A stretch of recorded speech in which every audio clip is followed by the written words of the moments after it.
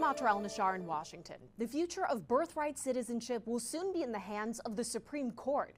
On Thursday, justices will hear oral arguments about the implementation of President Trump's Day One executive order attempting to end birthright citizenship under the 14th Amendment.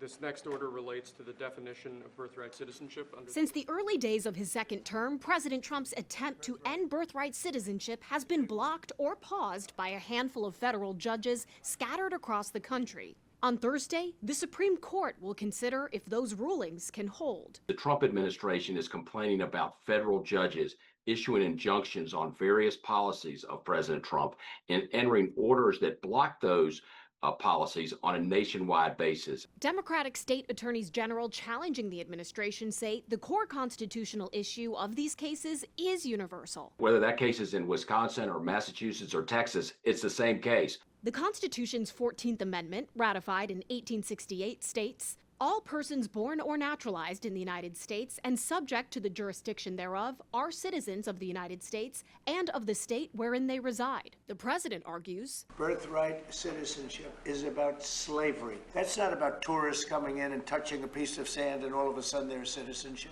You know, they're a citizen. Washington's Attorney General Nick Brown is helping to lead the charge against the president's executive order. It's a really unfortunate attack on, I think, one of the foundational American principles. There are people who are going to be born here. If this order went through, they would no longer really have a country. So these babies being born would have no citizenship.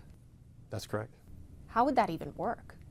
You'll have to ask the administration. I don't think it would work, which is why it's so dangerous and so scary. Ending birthright citizenship has been on the president's to-do list for a long time, and he's always wanted to do it through the courts instead of amending the Constitution with support of Congress and 3/4 of the states. Here was Trump in 2015. Amending is too big a deal. It'll be 2 terms. Even if the Trump administration wins this case, legal experts predict the Supreme Court will eventually, in a future case, have to decide if the president's attempt to end birthright citizenship is constitutional or not.